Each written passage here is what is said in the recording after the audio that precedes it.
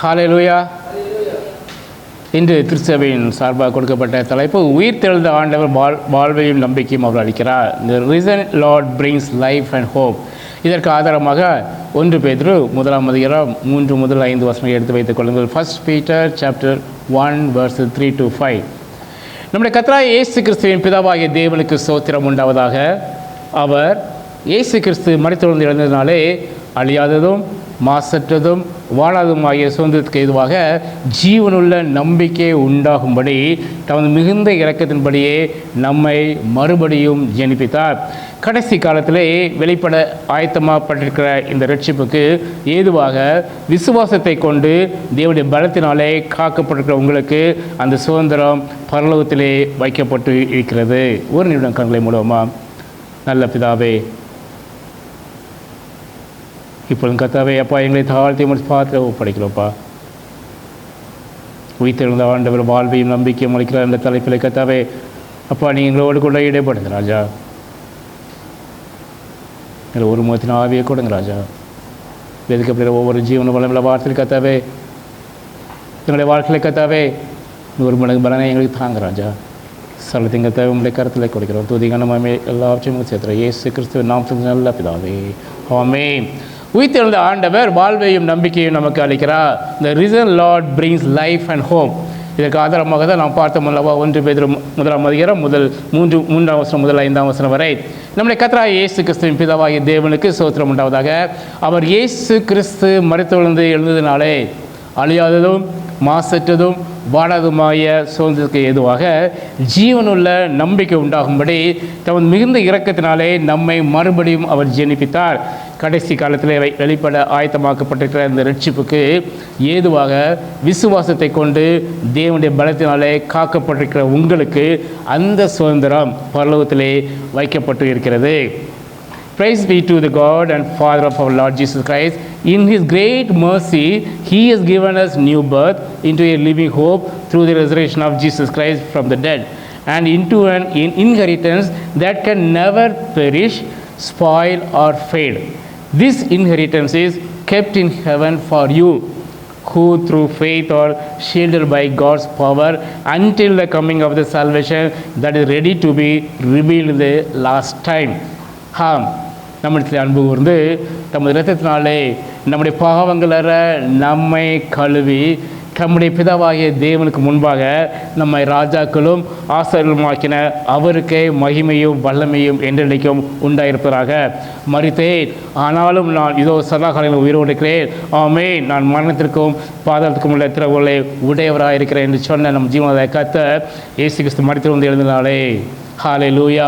அவர் மரித்தெழுந்து எழுதினாலே அழியாததும் மாசற்றதும் வாடாததுமாகிய அந்த சுதந்திரத்துக்கு எதுவாக ஜீவனுள்ள நம்பிக்கை உண்டாகும்படி தமது மிகுந்த இரக்கத்தின்படியே நம்மை அவர் மறுபடியும் ஜென்பித்தார். இன்று இந்த ஜீவனுள்ள நம்பிக்கை என்பதன் வேதாகமத்தின் பொருள் என்ன என்பதை குறித்தும், இந்த அழியாததும் மாசற்றதும் வாடாததுமாகிய சுதந்திரம் என்றால் என்ன என்பதை குறித்தும், இந்த மரித்தெழுந்த இயேசு கிறிஸ்து உயிர்த்தெழுந்ததன் மூலம் தேவன் நமக்கு இந்த ஜீவனுள்ள நம்பிக்கைக்குள் மறுபிறப்பை எவ்வாறு அவர் அளித்திருக்கிறார் என்பதை குறித்தும், தேவனை நம்பி நாம் நடக்கும்போது தேவன் நமக்கு கொடுக்கும் ஆசீர்வாதங்கள் தான் எவை என்பதை குறித்தும் பார்த்துவிட்டு ஒரே ஒரு எச்சரிக்கையை நாங்கள் வேதத்தின் அடிப்படையை பார்த்துவிட்டு கடந்து செல்ல பரிசுத்த ஆவியானவர் என்று உதவி செய்வாராக. முதலாவதாக ஜீவனுள்ள நம்பிக்கை என்பதன் வேதாகமத்தின் பொருள் தான் என்ன? வேதாகமத்திலே ஜீவனுள்ள நம்பிக்கை என்பது இயேசு கிறிஸ்துவின் உயிர்த்தெழுதலை அடிப்படையாக கொண்ட அந்த நித்திய ஜீவன் மற்றும் உயிர்த்தெழுதல் குறித்த ஒரு நீடித்த இந்த உறுதியான எதிர்பார்ப்பை அது குறிப்பதாக இருக்கிறது. உலக நம்பிக்கை போல இந்த நம்பிக்கை உயிர் உள்ளதாக இல்லை. ஏனென்றால் அது ஒரு ஜீவனுள்ள இரட்சகரை இந்த நம்பிக்கையானது ஒரு ஜீவனுள்ள இரட்சகரை அடிப்படையாக கொண்டுள்ளது. உலக பிரகாரமாக உள்ள நம்பிக்கை ஜீவனுள்ளதாக அல்ல. சோதனைகளிலும் கூட இந்த நிச்சயமான இந்த நம்பிக்கை கூட நாம் தற்போதைய சகிப்புத்தன்மையை வழங்குகிறது மற்றும் அழியாத ஒரு வாழ்விற்கு நமக்கு ஒரு கேரண்டி, ஒரு உத்தரவாதத்தையும் அது தருகிறதா இருக்கிறது. நாம் ஹீப்ரு வேர்டை நாம் பார்க்க வேண்டும் என்றால் அந்த நம்பிக்கை குறித்து the actual means to wait or to be patient என்று பார்க்கிற காத்திருத்தல் அல்லது பொறுமையாக இருத்தல் என்பதை குறித்து அந்த நாம் ஹீப்ரு வேர்டை நாம் பார்க்க முடியும். இதுதான் சங்கீதக்காரன் சொல்லும்போது சங்கீதம் 31:24 போல சொல்கிறான், கர்த்தருக்கு காத்திருக்கிறவர்களே நீங்கள் எல்லாரும் தீரமனதாயிருங்கள், அவர் உங்களுடைய இருதயங்களை ஸ்திரப்படுத்துவார் என்று சங்கீதக்காரன் சொல்லி நாம் பார்க்கிறோம். இந்த ஜீவனுள்ள நம்பிக்கை என்பது இந்த வேதாகமத்தின் அடிப்படையில் நாம் பார்க்கும்போது தீர்த்தரை பரிசுத்த அப்போஸ்தலன் நிவாராக சொல்கிறான். பவுல் அப்போஸ்தலன் தீர்த்துக்கு நிருபம் 1 அதிகாரம் 3-4 வசனம் இவ்வாறாக சொல்கிறார். பொய் உரையாத தேவன் ஆதி காலம் முதல் நித்திய ஜீவனை குறித்து வாக்குத்தத்தம் பண்ணி அதை குறித்த அந்த நித்திய ஜீவனை குறித்து நம்பிக்கையை பற்றி தேவ பக்திக்கு ஏதுவான சத்தியத்தை அறிகிற அறிவும் விசுவாசமும் தேவனால் தெரிந்து கொள்ளப்பட்டவர்களுக்கு உண்டாகும்படி அவர் ஏற்ற காலங்களே நம் இரட்சகராகிய தேவனுடைய கட்டளையின்படியே எனக்கு ஒப்புவிக்கப்பட்ட பிரசங்கத்தினாலே தமது வார்த்தையை அவர் வெளிப்படுத்தினார் என்று பரிசுத்த பவுல் தீர்த்துக்கு எழுதும்போது சொல்கிறார். பொய் உரையாத தேவன் ஆதி காலம் முதல் அந்த நித்திய ஜீவனை குறித்து வாக்குத்தத்தம் பண்ணி அதை குறித்த அந்த நம்பிக்கையை பற்றி தேவ பக்திக்கு ஏதுவான சத்தியத்தை அறிகிற அறிவும் விசுவாசமும் தேவனால் தெரிந்து கொள்ளப்பட்டவர்களுக்கு உண்டாகும்படி அவர் கிருபையை செய்திருக்கிறார். மறந்து போகாதீர்கள். அதுதான் எபிரேயரை ஆக்கிறவன் சொல்கிறான். எபிரேயர் 6 அதிகாரம் 19 வசனம் பார்க்கிறோம். அந்த நம்பிக்கை நமக்கு நிலையும் உறுதியும் திரைக்குள்ளாக போகிறதுமான ஆத்ம நங்கூரமாக இருக்கிறது. இந்த நம்பிக்கை அந்த நித்திய ஜீவனை குறித்த அந்த நம்பிக்கையானது நமக்கு நிலையும் உறுதியும் திரைக்குள்ளான போகிறதுமான அந்த ஆத்ம நங்கூரமாக இருக்கிறது. ரோமருக்கு எழுதும்போது பரிசுத்த பவுல் அப்போஸ்தலன் இவ்வாறு ரோமர் 5 அதிகாரம் 2-5 வசனம் இவ்வாறு பார்க்கிறோம். Romans chapter 5 verses 2-5. அதாவது கிறிஸ்து அவர் மூலமாய் நாம் இந்த கிருபையில் பிரவேசிக்கும் சாக்கியத்தை விசுவாசத்தினாலே பெற்று நிலை கொண்டிருந்து தேவ மகிமையை அடைவோம் என்கிற அந்த நம்பிக்கையினாலே மேன்மை பாராட்டுகிறோம். நமக்கு என்ன மகிமை அந்த நம்பிக்கை இருக்கிறது? கிறிஸ்து மூலமாய் நாம் இந்த கிருபையில் பிரவேசிக்கும் சாக்கியத்தை விசுவாசத்தினாலே பெற்று நிலை கொண்டிருந்து தேவ மகிமையை அடைவோம் என்கிற அந்த நம்பிக்கையினாலே மேன்மை பாராட்டுகிறோம். 3ஆம் வசனம் பார்க்கிறோம். அது மாத்திரமல்ல, உபத்திரவம் பொறுமை பரிச்சை நம்பிக்கையும் உண்டாக்குறது நாங்கள் அறிந்து உபத்திரவங்களிலேயும் மேன்மை பாராட்டுகிறோம். 5ஆம் வசனம் பார்க்கிறோம். மேலும் நமக்கு அருளப்பட்ட இந்த பரிசுத்த ஆவியினாலே தேவ அன்பு நம்ம இருதயங்களிலே ஊற்றப்பட்டிருக்கிறபடியால் அந்த நம்பிக்கை அந்த நித்திய ஜீவனை குறித்த அந்த நம்பிக்கை நம்மை ஒருபோதும் வெட்கப்படுத்தாது. இந்த ஜீவனுள்ள நம்பிக்கை என்பதை வேதாகத்தின் மூலமாக நான் இதை பார்க்க முடியும். 2ஆவதாக, இந்த அழியாததும் மாசற்றது வாடாதுமாகிய அந்த சுதந்திரம் என்றால் என்ன?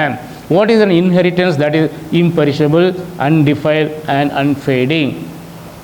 அழியாத மாசற்ற வாழாத சுதந்திரமானது இயேசு கிறிஸ்துவின் மூலமாக விசுவாசிகளுக்காக நமக்காக தேவனுடைய பிள்ளைகளுக்காக தேவனால் வைக்கப்பட்டிருக்கும் அந்த நித்தியமான அழிவில்லாத இரட்சிப்பும் பரலோக ஜீவனமாகும். நமக்கென்று அவர் சம்பாதித்து கல்வாரி சிலுவையிலே தம்முடைய உயிரையை கொடுத்து இரத்தத்தை சிந்தி நமக்காக எல்லாவற்றையும் அவர் சம்பாதித்து நமக்கென்று அந்த நித்திய ஜீவனை அவர் அங்கே ஏற்படுத்தி வைத்திருக்கிறார். இதுதான் அந்த அழியாத மாசற்ற வாடாத சுதந்திரமாக இருக்கிறது. இந்த இன்ஹெரிட்டன்ஸ், இந்த சுதந்திரமானது நமக்காக தேவன் முன் குறித்து நமக்காக அங்கே ஏற்படுத்தி வைத்திருக்கிறார். அது பரலோகத்திலே பாதுகாப்பானது. அது பாவத்தினாலோ மரணத்தினாலோ கரைபடாது. ஒருபோதும் குறையாத எல்லையற்ற மதிப்பை அது கொண்டது. இந்த வாக்குத்தத்தம் தேவனுடைய வல்லமையினால் காக்கப்படும் ஒரு புதிய ஜீவனையும் ஒரு எதிர்கால மகிமையும் நமக்கு குறிக்கிறதாக இருக்கிறது. மறந்து போக வேண்டாம். இந்த இன்ஹெரிட்டன்ஸ் எப்படிப்பட்டதாக இருக்கிறது? Inheritance incorruptible and imperishable. வாரிசுரிமை சொத்து கரைபடாதது அல்லது அழியாதது. 1 பேதுரு 1 அதிகாரம் 3 வசனத்தில் பார்க்கிறோம் அல்லவா? நம்முடைய கர்த்தராகிய இயேசு கிறிஸ்து பிதாவாகிய தேவனுக்கு ஸ்தோத்திரம். அவர் இயேசு கிறிஸ்து மரித்து வந்து எழுதுனாலே நமக்கு இதை உண்டாக்கி வைத்திருக்கார். அழியாததும் மாசற்றது வாடாததுமாகிய சுதந்திரத்துக்கு எதுவாக ஜீவனுள்ள நம்பிக்கை உண்டாகும்படி தன் மிகுந்த இறக்கத்தின்படியே நம்மை அவர் மறுபடியும் ஜெனிப்பித்து நமக்காக வைத்திருக்கிற நித்திய ஜீவனை அவர் ஆயத்தம் பண்ணி வைத்திருக்கார் என்பதை மறந்து போக வேண்டாம். இந்த சுதந்திரமானது, இந்த இன்ஹெரிட்டன்ஸ் ஆனது இது கரைபடாதது, அதே போல் அழியாதது. அதே போல் அடுத்ததாக பார்க்க முடியும், வாரிசுரிமை சொத்து கலங்கமற்றதாக அல்லது தூய்மையாக உள்ளது. அதையும் 1 பேதுரு 1 அதிகாரம் 4-5 வசனத்தை பார்க்க முடியும். 1 பீட்டர் சாப்டர் 1 verse 4 and 5. அவர் இயேசு கிறிஸ்து மரித்திருந்தது இருந்தனாலே அந்த அழியாததும் மாசற்றதோ வாடாததுமாகிய அந்த சொந்தத்துக்கு எதுவாக ஜீவனுள்ள நம்பிக்கை உண்டாகும்படி தன் மிகுந்த இறக்கத்தினாலே நம்மை மறுபடியும் ஜெனிப்பித்தார். கடைசி காலத்திலே வெளிப்பட ஆயத்தமாக்கப்பட்டிருக்கிற இந்த ரட்சிப்புக்கு எதுவாக விசுவாசத்தை கொண்டு தேவனுடைய பலத்தினாலே காக்கப்பட்டிருக்கிற உங்களுக்கு அந்த சுதந்திரம் பரலோகத்திலே வைக்கப்பட்டிருக்கிறது. இந்த வாரிசுரிமை, இந்த இன்ஹெரிட்டன்ஸ் நமக்கு கலங்கமற்றதாக அல்லது தூய்மையாக நமக்காக பரலோகத்திலே காக்கப்பட்டிருக்கிறது. மறந்து போக வேண்டாம். அடுத்ததாக, இந்த வாரிசுரிமை அழியாதது அல்லது காலத்தால் மறைந்து போகாதது. Inheritance is unfading and timeless. Unfading and timeless. இதை நான் மத்தேயு 6ஆம் அதிகாரத்தில் கர்த்தராகிய இயேசு கிறிஸ்து அந்த மலைப்பிரசங்கத்தை வார சொல்கிறார். மத்தேயு 6ஆம் அதிகாரம் 19-20 சொல்கிறார், பூமியிலே உங்களுக்கு பொக்கிஷங்களை சேர்த்து வைக்க வேண்டாம், இங்கே பூச்சியும் துருவும் அவைகளை கெடுக்கும், இங்கே திருடரும் கண்ணமிட்டு திருவார்கள். ஆனால் பரலோகத்திலே உங்களுக்கு பொக்கிஷங்களை சேர்த்து வையுங்கள், அங்கே பூச்சியாவது துருவாவது கெடுக்கிறதும் இல்லை, அங்கே திருடர் கண்ணமிட்டு திருடுவதும் இல்லை என்று சொல்லுகிறார் பார்க்கிறோம். அங்கு உள்ள நமக்கென்று வைத்திருக்கப்பட்ட அந்த இன்ஹெரிட்டன்ஸ், அந்த சுதந்திரம், அந்த நமக்கென்று வைக்கப்பட்ட அந்த சுதந்திரம் அது அழியாதது, காலத்தால் அது மறைந்து போகாதது. அடுத்ததாக inheritance is reserved in heaven. நமக்காக பரலோகத்திலே தேவன் நமக்காக ரிசர்வ் பண்ணி வைத்திருக்கிறார், ஒதுக்கி வைக்கப்பட்டுள்ளது நமக்காக.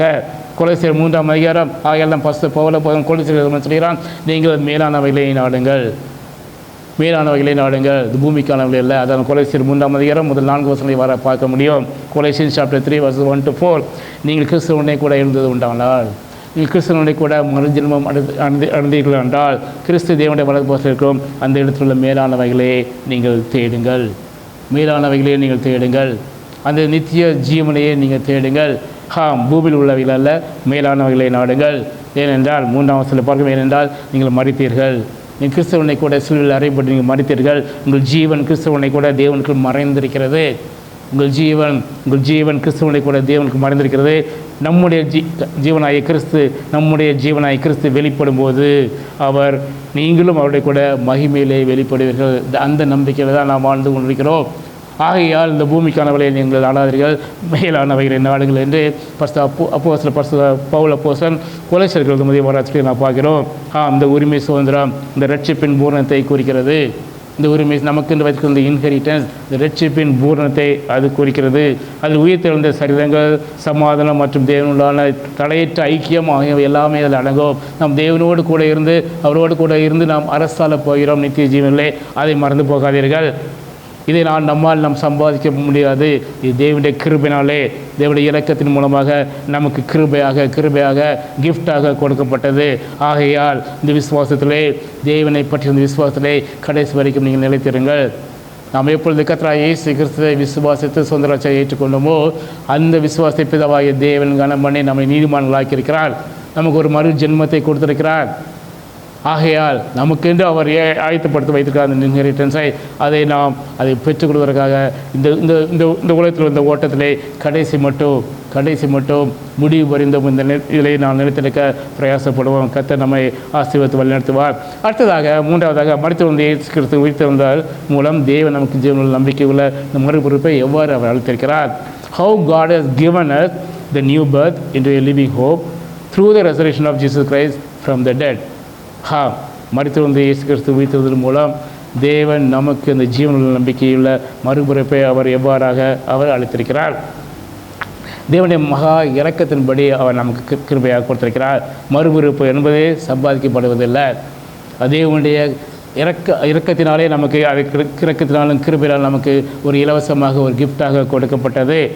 அது நம்மை ஆவிக்குரிய மரணத்திலிருந்து மீட்டு இந்த நித்திய ஜீவனுக்கு எதுவாக அதை மாற்றுகிறதாக இருக்கிறது. The new birth is not earned.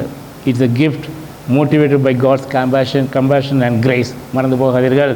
1 பேதுரு அதுதான் நாம் பார்த்தோம்ல. 1 பேதுரு 1ஆம் அதிகாரம் 3-4 வசனத்தை பார்த்தோம்னா அதே தான். இந்த மாசற்ற அவர் இயேசு கிறிஸ்து மரித்தெழுந்து எழுந்ததினாலே அந்த அழியாததும் மாசற்றதும் வாழாததும் ஆகிய அந்த சொந்தத்துக்கு எதுவாக ஜீவன நம்பிக்கை உண்டாகும்படி, ஜீவனில் நம்பிக்கை நமக்கு உண்டாகும்படி மிகுந்த இறக்கத்தினாலே நம்மை மறுபடியும் அவர் ஜெனிபித்து நம்மை அந்த நித்திய ஜீவனிலே சேர்க்க இருக்கிறார். மறந்து போகாதீர்கள். அடுத்ததாக இந்த கிறிஸ்துவின் உயிர்த்தெழுதல் அஸ்திபாரமாக உள்ளது. இதற்கு நாம் இந்த நித்திய ஜீவனுக்கு எது நமக்கு அஸ்திபாரம்? கிறிஸ்துவின் உயிர்த்தெழுதல். The resurrection of Christ is the foundation for this. மறந்து போக வேண்டாம்.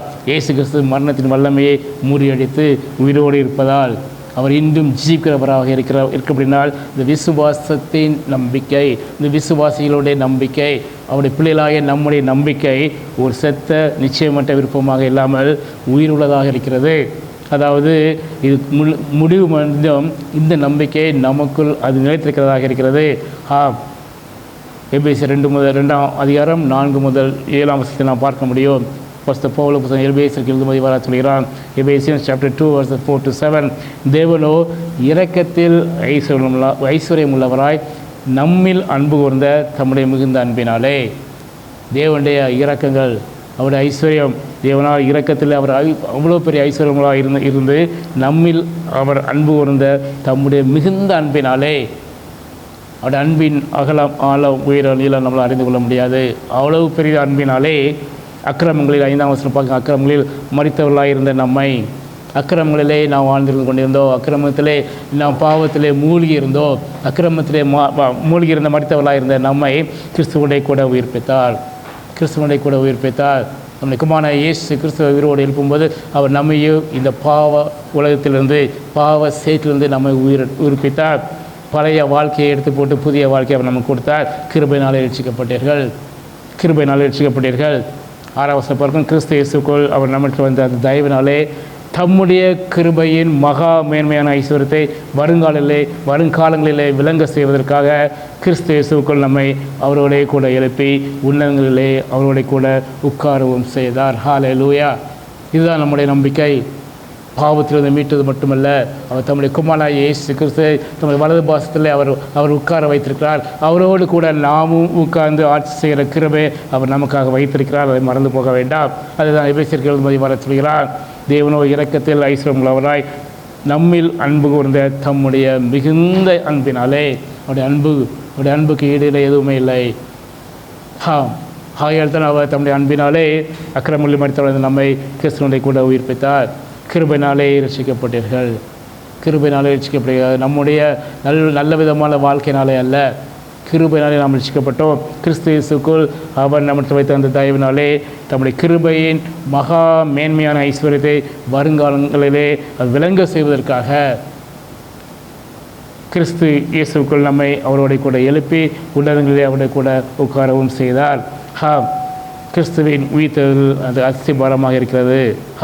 இந்த மருத்துவ வந்த இயேசு கிறிஸ்து உயிர்த்தெழுந்ததன் மூலம் தேவன் நமக்கு ஜீவன நம்பிக்கைக்குள் ஒரு ஒரு ஒரு ஒரு மறுபிறப்பை அவர் எவ்வாறு கொடுக்கிறார் என்றால், அவர் தன்னுடைய அன்பினாலே அவர் நமக்காக சம்பாதித்து வைத்திருக்கிறார். அடுத்ததாக கிறிஸ்துவுடன் பங்கு பெறுதல், participation with Christ.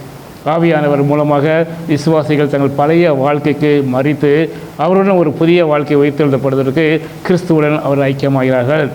Through the Holy Spirit, believers are united with Christ, having died to their old life and being raised to a new life with Him.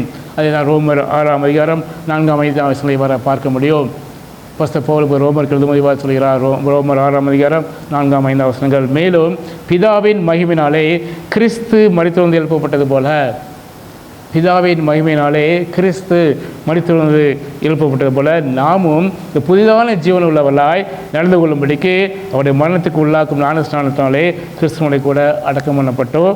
ஆதலால் அவருடைய மரணத்தின் சாயலில் நாம் இணைக்கப்பட்டிருக்கோமானால் அவர் உயிர்த்தெழுதலின் சாயலிலும் நாம் இணைக்கப்பட்டிருப்போம். ஞானஸ்நானம் எடுக்கும்போது இதுதான் நடைபெறுகிறது. நாம் கிறிஸ்துவனை கூட அங்கே அடக்கம் பண்ணப்பட்டு நாம் எப்பொழுது கர்த்தராகிய இயேசு கிறிஸ்து 3 நாள் உயிரோடு எழுப்பினாரோ அப்பொழுது நாமும் புதிய ஜீவன் உள்ளவளாய் நாம் உயிரோடு எழும்பி மறு ஜென்மத்தை நாம் பெறுகிறவராக இருக்கோம். அது மறந்து போக வேண்டாம். அதுதான் சொல்கிறார், கிறிஸ்துவுடன் கூட நாம் பங்கு பெறுகிறோம். ஆதலால் அவருடைய மரணத்தின் சாயலில் நாம் இணைக்கப்பட்டவர்களானால் அவர் உயிர்த்தெழுதலின் சாயலிலும் நாம் இணைக்கப்பட்டிருப்போம். ஆகிய அவர் வரும்பொழுது நிச்சயமாக அவர் நம்மை அவரோடு கூட சேர்த்து கொள்வார். அவரோடு கூட இருந்து அரசாட்சி செய்ய அவரோடு கூட உட்காரவும் செய்வார். அதுதான் இங்கே சொல்கிறத நான் பார்க்கிறோம். அடுத்ததாக இந்த உறுதி செய்யப்பட்ட சுதந்திரம், செக்யூர்ட் இன்ஹெரிட்டன்ஸ். இந்த நம்பிக்கை இந்த அழியாத சுதந்திரத்துக்கு நித்தியமான அந்த உயிர்த்தெழுதல் சிறதற்கும் தேவனுடைய பிரசனத்தினாலே நமக்கு அது கிடைக்கிறது. உறுதி அளிக்கப்பட்டிருக்கிற இந்த hope, this hope guarantees an imperishable inheritance. யோவான் 14ஆம் அதிகாரம் 18-20 கர்த்தராகிய இயேசு கிறிஸ்து இவ்வாறாக தம் சீஷர்களை சொல்லியதை நான் பார்க்க முடியும். John chapter 14 verse 18-20. நான் உங்களை திக்கற்றவர்களாக விடேன், உங்களிடத்தில் மீண்டும் வருவேன். இன்னும் கொஞ்ச காலத்திலே உலகம் என்னை காணாது, நீங்களோ என்னை காண்பீர்கள். நான் பிழைக்கிறபடினால் நீங்களும் பிழைப்பீர்கள். நான் என் பிதாவிலும் நீங்கள் என்னிலும் நான் உங்களிலும் இருக்கிறதே அந்நாளிலே நீங்கள் அறிவீர்கள் என்று இங்கு கர்த்தராகிய இயேசு கிறிஸ்து தன்னுடைய சீஷர்களை குறிப்பிட நாம் பார்க்கிறோம். இந்த உறுதி செய்யப்பட்ட சுதந்திரத்தை அவர் நமக்கு வைத்திருக்கிறார், மறந்து போக வேண்டாம். அதுதான் குறைந்திருக்கிறது போது பரிசுத்த பவுல் சொல்கிறார். 1 கொரிந்தியர் 15ஆம் அதிகாரம் 19 முதல் 22 வரை பார்க்கிறோம். இம்மைக்காக மாத்திரமல்ல, நாம் கிறிஸ்துவின் மேல் நம்பிக்கை உள்ளவர்களாக இருந்தால் எல்லா மனுஷர்களை பார்க்கிறோம் பரிதவிக்கப்பட்டவர்களாக இருப்போம். கிறிஸ்துவோ மரித்தொழுந்து எழுந்து நித்திரை அடைந்தவர்களின் முதல் பலனானார். கிறிஸ்துவோ அவர் மரித்தனால் மனுஷனால் மரணம் உண்டானபடினால் மனுஷனால் மரித்தவரை உயிர்த்தவர்களும் உண்டாயிற்று. ஆதாமுக்குள் எல்லாரும் மரிக்கிறது போல கிறிஸ்துவுக்குள் எல்லாரும் உயிர்ப்பிக்கப்படுவார்கள். எவ்வாறு ஆதாமின் மூலமாக இந்த பாவம் வந்து அவன் இந்த மரித்தாலோ அதே போல் கிறிஸ்துவின் மூலமாக இந்த பாவத்திலிருந்து நிவர்த்தி செய்யப்பட்டு நாம் அவரோடு கூட நாம் உயிரோடு எழுப்பப்படுவோம். அதை தான் இங்கே பவுல குறைந்திருக்க திவார சொல்கிறான். கிறிஸ்துவோ மரித்தொழுந்து எழுந்து நித்திரை அடைந்தவர்களின் முதல் பலனானா இஸ் த ஃபர்ஸ்ட் ஃப்ரூட். ஆகையால் மனுஷனால் மரணம் உண்டானபடினால் மனுஷனால் மரித்தவரின் உயிர்த்தெழுதலும் உண்டாயிற்று. ஆதாமுக்குள் எல்லாரும் மரிக்கிறது போல கிறிஸ்துவுக்கு எல்லாரும் உயிர்ப்பிக்கப்படுவார்கள். இந்த நம்பிக்கை தான் நமக்கு இருக்கிறது. அவர் வரும்பொழுது அவர் தம்மோடு கூட நம்மையும் அழைத்து செல்வார். இந்த ஜீவனல் நம்பிக்கை இந்த விசுவாசிகள் தங்கள் எதிர்காலம் பாதுகாப்பானது என்பதையோ நம்முடைய எதிர்காலமான வாழ்க்கை பாதுகாப்பாக இருக்கிறது என்பதை குறித்தும் அவர் எழுப்பப்பட்டது போலவே தாங்களும் எழுப்பப்படுவார்கள் என்பதை குறைந்து துன்பங்களை நாம் சவித்து கொண்டே வருகிறோம். இந்த பாவம் நிறைந்த உலகில் வாழ்ந்து கொண்டு நமக்கு அநேக போராட்டங்கள், அநேக விதமான துன்பங்கள், துக்கங்கள், போராட்டங்கள் எல்லாம் உண்டு. அது நாம் சகித்து கொண்டு எவ்வாறு ஓடுகிறோம்? ஏனென்றால் ஒரே ஒரு நம்பிக்கை, அவர் வரும்பொழுது நாம் அவரோடு கூட எடுத்துக்கொள்ளப்பட்டு அவருடைய ராஜ்யத்திலே நாம் பிரவேசிப்போம் என்ற நம்பிக்கையை நாம் வாழ்ந்து கொண்டிருக்கிறோம். அடுத்ததாக தேவனை நம்பி நடக்கும்போது தேவன் நமக்கு கொடுக்கும் ஆசீர்வாதங்கள் தான் எவை? நம்பிக்கை முதலாவதாக சந்தோஷத்தை கொடுக்கிறது. Hope gives you the super natural Joy. அதுதான் ரோமருக்கு எழுதும்போது ஃபஸ்ட்டு பவுல் பதிவாக சொல்கிறார். ரோமர் 12:12 சொல்கிறார், நம்பிக்கையிலே சந்தோஷமாயிருங்கள். அந்த நம்பிக்கையிலே நமக்கென்று வைத்திருக்க அந்த கிருபையிலே அந்த நம்பிக்கையிலே சந்தோஷமாயிருங்கள். உபத்திரவத்திலே பொறுமையாயிருங்கள். ஜெபத்திலே உறுதியாக தடுத்திருங்கள். அவர் சொன்ன வாக்குத்தத்தை அவர் நிறைவேற்றுவார். நிச்சயமாக அந்த நம்பிக்கையிலே நாம் சந்தோஷமாயிருப்போம். உபத்திரவத்திலே பொறுமையாக அநேக உபத்திரவம் வரும்போது நாம் பொறுமையாக இயேசு கிறிஸ்துவை பிடித்து கொண்டவர்களாக வாழ்வோம். ஜெபத்திலே நீங்கள் உறுதியாக தடுத்திருங்கள். அதுதான் ஆபுக்கு தன்னுடைய புத்தகத்திலே வாசிக்கிற ஆபுக்கு 3 17, 18, 19 வாய்க்கிறோம்.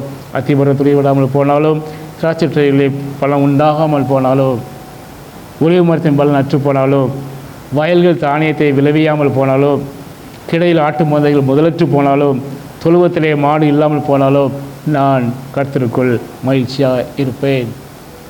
என்னுடைய வாழ்க்கையிலே என்ன நடந்தாலும் நான் கர்த்தருக்குள் மகிழ்ச்சியாக இருப்பேன். என் ரட்சிப்பின் தேவனுக்குள் நான் களி கூறுவேன். ஆண்டவரை கர்த்தர் என் பலன், அவரின் கால்களை மான்களை போலாக்கி உயரமான ஸ்தலங்களிலே என்னை நடக்க பண்ணுவார் என்ற அந்த நம்பிக்கையோடு நாம் வாழ்கிறோமா? சற்று ஆராய்ந்து பார்ப்போம். நம்முடைய வாழ்க்கையிலே நடக்கிற எல்லா விதமான துன்பங்கள், எல்லா விதமான காரியங்களையும் நாம் சகித்து கொண்டு நாம் வாழ வேண்டும். அதுதான் நம்பிக்கையிலே சந்தோஷத்தை கொடுக்கிறது பற்றி நான் பார்த்தோம் அல்லவா? நம்பிக்கையிலே சந்தோஷமாயிருங்கள். உபத்திரவத்திலே பொறுமையாக இருங்கள். அந்த விசுவாசத்தை விட்டு விடாதீர்கள். கர்த்தர் மேல் உள்ள அந்த நம்பிக்கையை விட்டு விடாதீர்கள். ஜெபத்திலே உறுதியாக தடுத்திருங்கள். தேவன் பெரிய காரியம் நம்முடைய வாழ்க்கையிலே அவர் செய்வார். அடுத்ததாக தேவனை நம்பி நடக்கும்போது நம்ம ஏற்ற நடவடிக்கைகளை எடுக்க அவர் நமக்கு ஒரு அதிகாரத்தை அவர் கொடுக்கிறத பார்க்கிறோம். ரோமர் 4 18 முதல் 21. Romans chapter 4 verses 18 to 21. உன் சந்ததி, இங்கே ஆபிரகாமை குறித்து இங்கே பரிசுத்த பவுல் ஒரு எக்ஸாம்பிளாக காமிக்கிறார். உன் சந்ததி இவ்வளவாக இருக்கும் என்று சொல்லப்பட்டபடியே தான் அநேக ஜாதிகளுக்கு தகப்பனாவதை நம்புகிறதுக்கு ஏதுவில்லாமல் இருந்தோ அதை நம்பிக்கையோடு விசுவாசித்தான். அவன் விசுவாசத்திலே பலவீனமாயிருக்கவில்லை. அவன் ஏறக்குறைய 100 வயதுள்ளவனாக இருக்கும்போது தன் சரீரம் செத்து போனதையும் சாராளுடைய கற்பம் செத்து போனதையும் எண்ணாதிருந்தான். தேவனுடைய வாக்கு தத்தத்தை குறித்து அவன் அவிசுவாசமாய் சந்தேகப்படாமல் தேவன் வாக்கு தத்தம் பண்ணினதை நிறைவேற்ற வல்லவராயிருக்கிறார் என்று முழு நிச்சயமாய் நம்பி தேவனை மகிமைப்படுத்தி விசுவாசத்தில் வல்லவனானான். இந்த விசுவாச வாழ்க்கையிலே நாம் வாழ்ந்து கொண்டிருக்கிற வாழ்க்கையிலே முழு நம்பிக்கையும் விசுவாசத்தை நாம் கர்த்தராகிய இயேசு கிறிஸ்துவின் வைத்தல் அது நாம் நடக்க வேண்டும். அதை தான் இங்கே வாக்குத்தத்தத்தை கொடுத்தவர் உண்மை உள்ளவர். நிச்சயமாக அவர் நிறைவேற்றுவார். வாயிலிருந்து புறப்பட்ட ஒவ்வொரு வார்த்தையும் அது கீழே விழாது. சொன்ன வாக்குத்தத்தை நிச்சயமாக நிறைவேற்றுவார். வாயினால் சொல்லப்பட்ட ஒவ்வொரு வாக்குத்தத்தையும் கரத்தினால் நிறைவேற்றுகிற தேவன். அவர் இங்கே ஆபிரகாமுக்கு கொடுக்கிறார். எப்போ? 100 வயதில் கொடுக்கிறார். உன் சந்ததி இவ்வளவாக இருக்கும் என்று சொல்லப்பட்டபடியே தான் அநேக ஜாதிகளுக்கு தகப்பனாவதை நம்புகிறதுக்கு எதுவுமே இல்லை. 100 வயசு ஆகிட்டு இப்போ தான் உனக்கு சந்ததி வருங்கிறாரு. அந்த நம்பிக்கையோடே அவன் விசுவாசித்தான். அவன் விசுவாசத்திலே பலவீனமாக இருக்கவில்லை. அப்படி ஏறக்குறைய 100 வயது உள்ளவனாக இருக்கும்போது தன் சரீரம் செத்து போனதையும் தன்னுடைய மனைவியாகிய சாரலுடைய கற்பம் செத்து போனதையும் அவன் எண்ணாதிருந்தான். அவனுடைய கண்கள் முன்பதாக, அவனுடைய எண்ணத்தின் முன்பதாக, அவனுடைய எல்லாவற்றிலும் அவன் தேவனுடைய வாக்குத்தத்தை குறித்து தான் அவன் அவன் அவன் விசுவாசித்து கொண்டே இருக்கிறான். மற்ற எல்லாவற்றையும் மறந்து விட்டான். தன்னுடைய பலவீனத்தை மறந்து விட்டான். தன்னுடைய மனைவியுடைய பலவீனத்தை மறந்து விட்டான். எதுவுமே அவன் கண்ணுக்கு தெரியல. ஒன்றே ஒன்று அவர் சொன்ன வார்த்தை மட்டும்தான், உன்னுடைய ஜாதிகளை உன் சந்ததி இவ்வளவாக இருக்கும் என்று சொல்லப்பட்டபடியே அதை விசுவாசித்தான். அவள் அவிசுவாசமாய் சந்தேகப்படாமல் தேவன் வாக்குத்தத்தம் பண்ணதை நிறைவேற்ற அவர் வல்லவராயிருக்கிறார். எனக்கு பலன் இருக்கோ இல்லையோ, என்னுடைய பலவீனத்தை குறித்து நான் பார்த்தேன் என்றால் எனக்கு எதுவுமே செய்ய முடியாது, என்னால் ஒன்றுமே செய்ய முடியாது.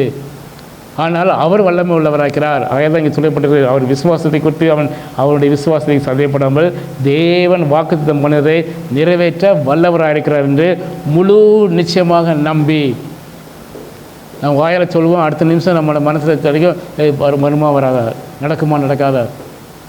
விசுவாசத்தில் நீங்கள் அசைக்கப்படாதீர்கள். முழு நிச்சயமாக நம்புங்கள். தேவனை மகிமைப்படுத்துங்கள். விசுவாசத்தில் நீங்கள் வல்லவனாக ஆக முடியும். ஆபிரகாமை போல நாம் விசுவாசத்தில் வல்லவனாக ஆக முடியும். ஏனென்றால் அவர் நமக்கென்று அந்த நித்திய ஜீவனை ஏற்படுத்தி வைத்திருக்கிறார். ஆகிய நிச்சயமாக அந்த மாசற்ற வாழாத அந்த கிரீடத்தை நாம் பெறுவோம் என்ற அந்த விசுவாசத்திலே நாம் நடப்போம். அடுத்ததாக தேவன் நம்பி நடக்கும்போது அவர் பலனையும் பாதுகாப்பையும் தேவன் கொடுக்கிறார். தேவனை நம்புவர்களுக்கு நம்முடைய இருதயத்தை அவர் சிறப்படுத்துகிறவராக இருக்கிறார். அதுதான் சங்கீதம் 31, 21 வரை நான் பார்க்க முடியும். கர்த்தர் அருள்நாள் நகரத்திலே எனக்கு தமிழ் கிருபையை அதிசயமாக விளங்கப்படினால் அவருக்கு ஸ்தோத்திரம். சங்கீதக்காரன் இங்கே கர்த்தரை அவன் துதிக்கிறதை நான் பார்க்க முடியும். கர்த்தர் அருள்நாள் நகரத்திலே எனக்கு தமது கிருபையை அதிசயமாய் விளங்கப்படினால் அவருக்கு ஸ்தோத்திரம். உம்முடைய கண்களுக்கு முன்பாக இராதபடிக்கு வெட்டுண்டேன் என்று நான் என் மனக்கலக்கத்திலே சொன்னேன். ஆனாலும் நானும் என்னை கூப்பிட்ட பொழுது என் விண்ணப்பங்களின் சத்தத்தை தேவன் கேட்டேன். கர்த்தருடைய பரிசுத்தவான்களே, நீங்கள் எல்லாரும் அவரில் அன்பு கூறுங்கள். உண்மையானவனை கர்த்தர் தற்காத்து இடும்பு செய்கிறவனுக்கு பூரணமாய் அவர் பதிலளிப்பார். கர்த்தருக்கு காத்திருக்கிறவர்களே, நீங்கள் எல்லாரும் திடமனதாயிருங்கள். அவர் உங்கள் இருதயங்களை ஸ்திரப்படுத்துவார். ஹல்லேலூயா. கர்த்தருக்கு காத்திருக்கிறவர்கள் அந்த காத்திருக்கிறதிலே அந்த பொறுமையை காற்றுக்கொள்ளுங்கள். பொறுமையாக இருங்கள். வாக்குத்தத்தம் பண்ணவர் உண்மை உள்ளவர். அவர் நிச்சயமாக பெரிய காரியங்களுடைய வாழ்க்கையை செய்வார். அவர் உங்களை இருதயங்களை ஸ்திரப்படுத்துவார். எவ்வளோ விதமான இருதயத்தில் மனமடிவு உண்டாகலாம், எவ்வளோ விதமான போராட்டங்கள், எவ்வளோ விதமாக நீங்கள் நினைத்தது ஒன்றுமே நடக்காத மாதிரி இருக்கலாம். ஆனாலும் உங்களுடைய விசுவாசத்திலே நீங்கள் கர்த்தருக்குள்ளே காத்திருக்கும்போது எல்லாவற்றையும் அவர் உங்களுடைய வாழ்க்கையை அவர் செய்து முடிப்பார். ஆகையால் தான் தேவனை நம்புவதற்கு அவருடைய இருதயங்களை அவர் சிறப்படுத்துகிற தேவனாக இருக்கிறார். அடுத்ததாக தேவனை நம்புவதற்கு ரட்சிப்பின் நம்பிக்கை, அந்த பாதுகாப்பின் தலைக்கவசம் நமக்கு கிடைக்கிறது. 1 தெசலோனிக்கர் 5:7-10 வரை பார்க்க முடியும். 1 Thessalonians chapter 5 verses 7-10. தூங்குகிறவர்கள் ராத்திரியை தூங்குவார்கள், மேற்கொள்கிறவர்கள் ராத்திரியிலே வெறி கொள்கிறவர்கள் ராத்திரியிலே வெறி கொள்வார்கள். பகலுக்குரியவர்களாகிய நாமோ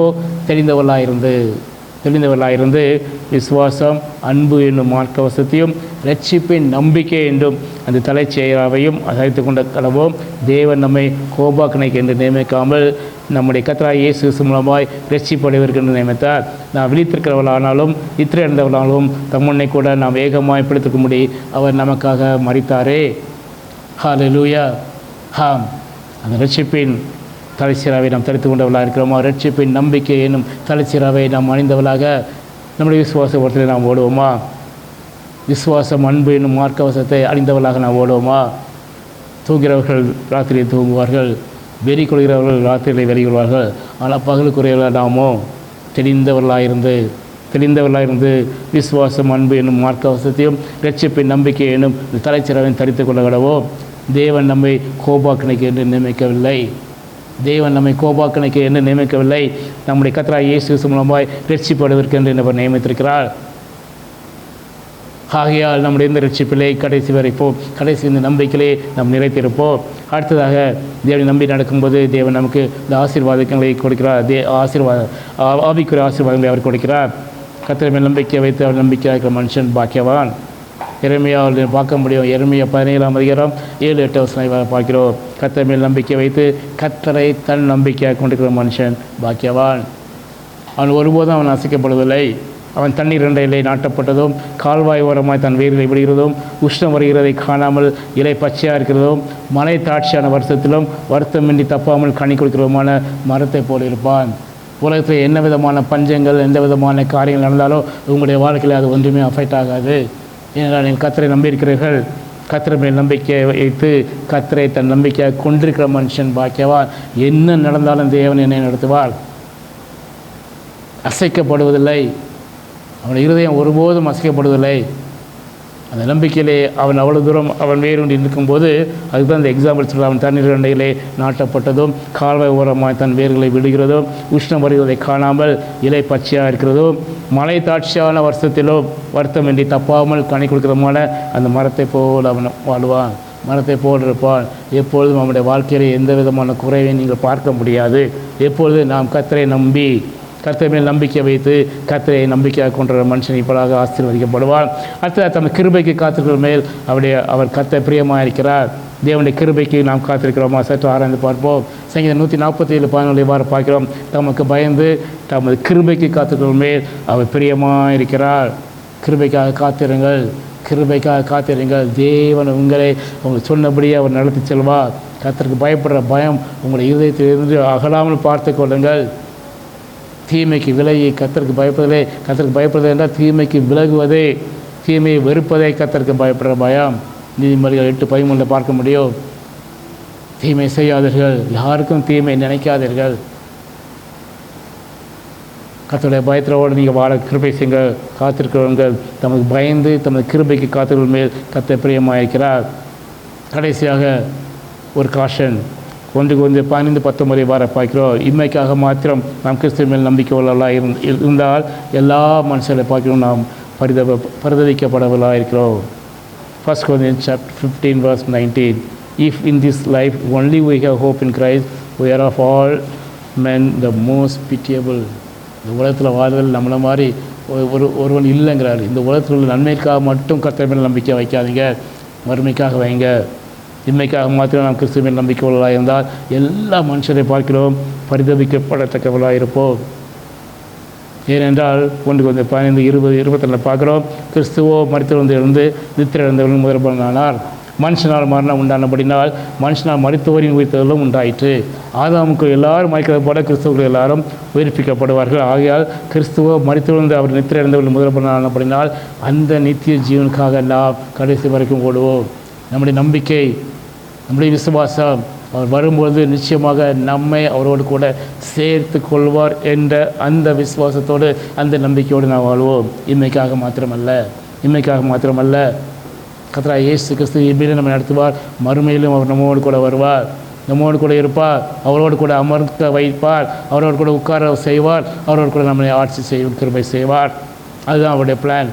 ஆகையால் இன்மைக்காக மாத்திரம் நீங்கள் கிறிஸ்துவின் மேல் நம்பிக்கை வைக்காதீர்கள், மறுமைக்காக வைங்கள். 1-15-57 இவ்வாறு பார்க்கிறோம். நம்முடைய கர்த்தராகிய இயேசு கிறிஸ்துவினாலே நமக்கு ஜெயம் கொடுக்கிற தேவனுக்கு ஸ்தோத்திரம். ஆகையால் எனக்கு பிரியமான சகோதரரே, கர்த்தருக்குள் நீங்கள் படிக்கிற பிரயாசம் விருதாவாயிராது என்று அறிந்து நீங்கள் உறுதிப்பட்டவர்களாயும் அசையாதவர்களாயும் கர்த்தருடைய கிரியையிலே எப்பொழுதும் பெரியவர்களாயும் இருப்பீர்களாக. இங்கே இந்த பரிசுத்த பவுல் போதனை குறைந்திருக்கு முடிக்கும்போது 15ஆம் அதிகாரத்தில் இவ்வாறாக அவன் ஆசீர்வதிக்கிறது நான் பார்க்கிறோம். எனக்கு பிரியமான சகோதரரே, கர்த்தருக்குள் நீங்கள் படிக்கிற இந்த பிரயாசம் விருதாவாயிராது என்று வேஸ்ட் ஆகாது என்று அறிந்து நீங்கள் உறுதிப்பட்டவர்களாயும் அசையாதவர்களாயும் கர்த்தருடைய கிரியையிலே எப்பொழுதும் பெரியவர்களாயும் இருப்பீர்களாக. நமக்கு என்று கொடுக்கப்பட்ட இந்த வாழ்க்கையிலே தேவன் நமக்கு என்னென்ன செய்ய வேண்டும் என்று அவர் சித்தம் கொண்டு செய்து கொண்டிருக்கிறாரோ அவர் கொடுக்கப்பட்ட அந்த அசைன்மெண்ட்டில் நாம் எப்படிப்பட்டவர்களாக இருக்கிறோம்? உறுதியாக இருக்கிறோமா? கடைசி வரைக்கும் அதிலே நாம் செய்து கொண்டிருக்கிறோமா? சற்று ஆராய்ந்து பார்ப்போம். அதுதான் இங்கே சொல்கிறார், நீங்கள் படுகிற பிரயாசம் விருதாவாயிராது என்று அறிந்து நீங்கள் உறுதிப்பட்டவர்களாயும் அசையாதவர்களாயும் கர்த்தருடைய கிரியையிலே எப்பொழுதும் பெரியவர்களாயும் நீங்கள் இருப்பீர்கள். 1 தெசலோனிக்கேயர் 4ஆம் அதிகாரம் 16-17 இவ்வாறு பரிசுத்த பவுல் முடிக்கிறான். கர்த்தர் தாமே ஆரவாரத்தோடும் பிரதான தூதனோடும் சத்தத்தோடும் தெய்வ எக்காலத்தோடும் வானத்திலிருந்து இறங்கி வருவார். அப்பொழுது கிறிஸ்துவுக்குள் மரித்தவர்கள் முதலாவது எழுந்திருப்பார்கள். அவர் என்ன நடக்கும் என்று அந்த 7வது அந்த ட்ரம்பட் அங்கே ஒலிக்கும் போது என்ன நடக்கும் என்பதை இங்கே பரிசுத்த பவுல் அப்போஸ்தலன் அந்த விஷன் மூலமாக சொல்லிடுற பார்க்கிறோம்.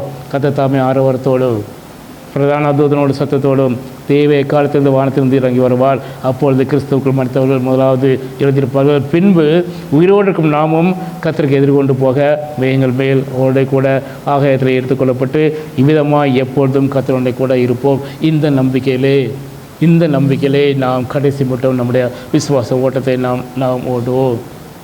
ஆகிய தான் சொல்லியான காஷன் இல்லை, இம்மைக்காக மாத்திரமல்ல, நாம் கிறிஸ்துவை நம்பிக்கையுள்ளவர்களாக இருந்தால் எல்லா மனுஷரை பார்க்கிறோம் பரிதவிக்கப்பட்டவர்களாக இருப்போம். ஏனென்றால் இப்போ இந்த உலகத்தில் வாழும்போது நமக்கு எல்லாம் கிடைக்கிறது, நம்ம நம்பிக்கிறது. ஆனால் நித்திய ஜீவனை நாம் எடுக்கப்படாமல் போனால், அந்த நித்திய ஜீவனுக்கு நாம் அருகதை அற்றவர்களாக போனால், நம்மை போல இந்த பரிதவிக்கப்பட்ட மனுஷன் வேறு யாருமே இல்லை என்று இங்கே பரிசுத்த பவுல் 1:12-19 எச்சரிக்கிறார். மறந்து போகாதீர்கள் என்று அவருடைய வருகை மிகவும் சமீபம். ஆல்மோஸ்ட் கடைசி காலத்திலே நாம் வாழ்ந்து கொண்டிருக்கிறோம். எங்கு பார்த்தாலும் போர், எங்கு பார்த்தாலும். நேற்று தினத்தில் நடந்த அந்த அமெரிக்க ஐக்கிய நாடுகளுக்கும் அந்த ஈரானுக்கும் உள்ள அந்த ஒப்பந்தம் நிறைவேறவில்லை. இன்னும் அந்த stubbornness it failed. The true stocks failed. திரும்பி போயிட்டார். இப்போ என்ன நடக்க வேண்டும் தெரியவில்லை. இன்னும் அதே விதமான பதட்டமான நிலைமையிலே இந்த உலகம் கடந்து செல்கிறது. ஜஸ்ட் யோசித்து பாருங்கள், நம்முடைய வாழ்க்கை எப்படிப்பட்டதுமான நிர்பந்தமான அந்த உலகத்திலே நாம் வாழ்ந்து கொண்டிருக்கிறோம். எந்த விதமான ஹோப்பும் கிடையாது. அந்த விதமான காலகட்டத்திலே நாம் வாழ்ந்து கொண்டிருக்கிறோம். அப்படி வருகை மிகவும் சமீபம். தீர்க்கதரிசி மூலமாக உரைத்த எல்லாவற்றையும் தேவன் அப்படியே நிறைவேற்றி கொண்டு வருகிறார். அது நிறைவேற்றுகிறதை நம்முடைய காண்கிற காலத்தில் நாம் வாழ்ந்து கொண்டிருக்கிறோம். ஆகையால் நாம் எப்படிப்பட்ட பரிசுத்தமுள்ளவர்களாக வாழ வேண்டும் யோசித்து பாருங்கள். ஆகையால் விழித்திருங்கள். ஆகையால் சோர்ந்து போகாமல் ஜெபம் பண்ணி கொண்டே இருங்கள். பொறுமையாக இருங்கள். உபத்திரவம் உண்டு, பொறுமையாக இருங்கள்.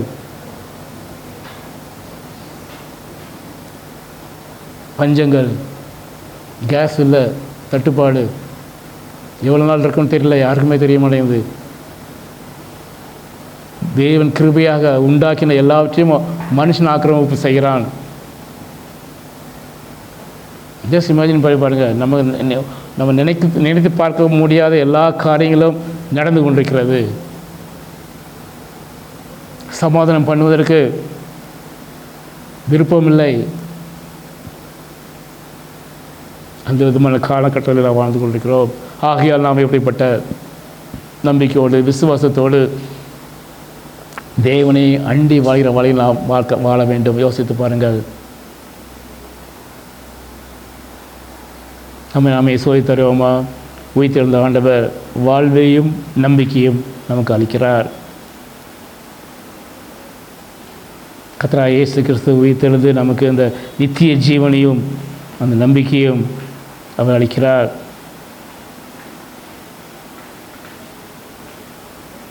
அவர் மரித்தோரிலிருந்து எழுந்ததினாலே தேவன் நமக்கு என்ன செய்திருக்கிறார்? அழியாததும் மாசற்றதும் வாடாதும் ஆகிய சுதந்திரத்துக்காக ஜீவனுள்ள நம்பிக்கை உண்டாகும்படி தன் மிகுந்த இறக்கத்தின்படி நம்மை அவர் மறுபடியும் ஜெனிப்பித்தார். அருகதையற்ற நம்மை, பாவத்திலே வாழ்ந்து கொண்டிருந்த நம்மை, அக்கிரமத்திலே மூழ்கி கொண்டிருந்த நம்மை மறுபடியும் அவர் ஜெனிப்பித்தார். எதற்காக? கடைசி காலத்திலே வெளிப்பட ஆயத்தமாக்கப்பட்டிருக்கிற அந்த ரட்சிப்புக்கு. வரும்போது அந்த ரட்சிப்பை பூரணம் அடையும் போது அந்த விசுவாசத்தை கொண்டு தேவனுடைய பலத்தினாலே காக்கப்பட்டிருக்கிறவங்களுக்கு அந்த சுதந்திரம் பரலோகத்தில் வைக்கப்பட்டிருக்கிறது. அந்த சுதந்திரத்தை நமக்கென்று தேவன் உண்டாக்கி வைத்திருக்கிற அந்த இன்ஹெரிட்டன்ஸ், அந்த சுதந்திரத்தை நாம் பெற்றுக்கொள்ள நம்மை தயார்படுத்திக் கொள்வோமா? இந்த காலங்களிலே நிலையற்ற ஒரு உலகத்தின் கடைசி கட்டத்தில் நாம் வாழ்ந்து கொண்டிருக்கிறோம். நியாயாதிபதி எங்கள் வாசலிருந்து தட்டுகிறார். நம்முடைய வாழ்க்கை எப்படிப்பட்டதாக இருக்க வேண்டும் சற்று ஆராய்ந்து பார்ப்போம். தேவன் நமக்காக எல்லாவற்றையும் மாசற்ற வாழாத சுதந்திரத்தை அவர் சேர்த்து வைத்திருக்கிறார். நமக்காக பரலோகத்திலே அது பாதுகாக்கப்பட்டிருக்கிறது. அது ஃபேட் ஆகாது, அழிந்து போகாது. எந்த விதமான கரைகள், எந்த விதம் பாவங்கள் எதுவும் அதை தொட முடியாது.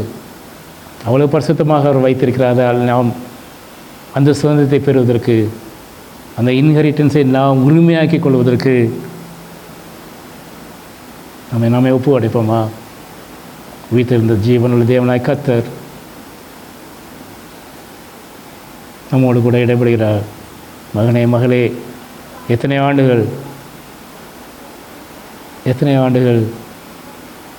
நாம் மீண்டும் மீண்டும் இந்த ப்ராசஸை நான் கடந்து செய்கிறோம். இனி காலம் செல்லாது. கடைசி காலத்தில் நாம் வாழ்ந்து கொண்டிருக்கிறோம்.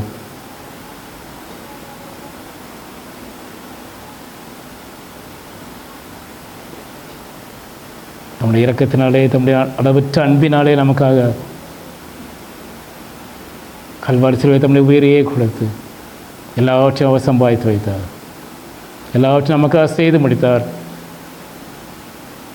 அது மட்டுமல்ல, பிதாவின் வலது அமர்ந்து கொண்டு நமக்காக ஒவ்வொரு முறையும் நமக்காக பரிந்து பேசிக்கொண்டே இருக்கு. நாம் எப்பொழுதுதான் பாவத்திலே விழுகிறோமோ, எப்பொழுதுதான் சரிக்கு விழுகிறோமோ, பாவத்திலே நாம் செய்கிறோமோ, அப்போதெல்லாம் அவர் நமக்காக அங்கே பரிந்து பேசிக்கொண்டே இருக்கிறார்.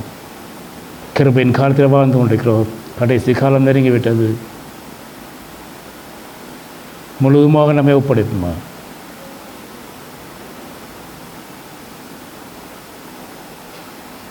மீண்டும் மீண்டும் அந்த பழைய பாவ வாழ்க்கை செல்லாதபடிக்கு பழையவர்களாக ஒழிந்து போன எல்லாம் புதிதாக நினைச்சு சொல்கிறார் அல்லவா? புதிதான அந்த வாழ்க்கையை தரித்தவர்களாக நாம் ஓடுவோமா?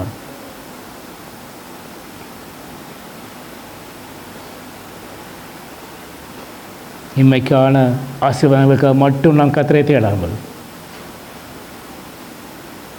அந்த நித்திய ஜீவனை நமக்கென்று அவர் சம்பாதித்து வைத்துக்கொள்ள அந்த அழியாத மாசற்ற அந்த சுதந்திரத்தை பெற்றுக்கொள்ளத்தக்கதாக நாம் ஓடுவோமா?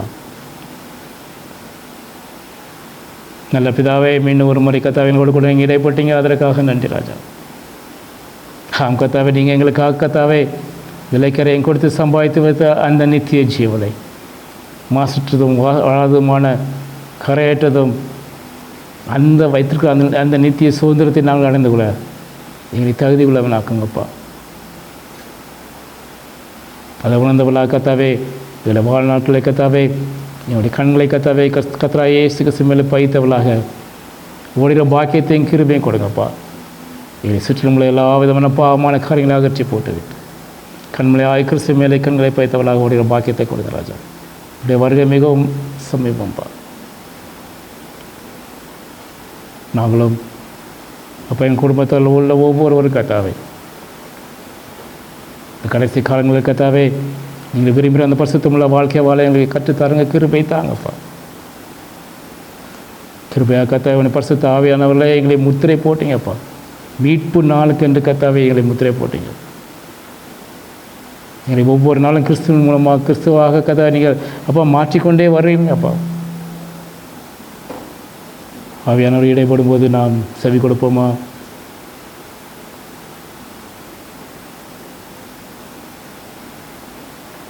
கடைசி காலங்களில் நாம் முழுவதுமாக அவருக்கு ஒப்பு கொடுத்து வாழ்க்கை வாழ இயேசு கிறிஸ்து நாமத்தில் நல்ல பிதாவே, ஆமென்.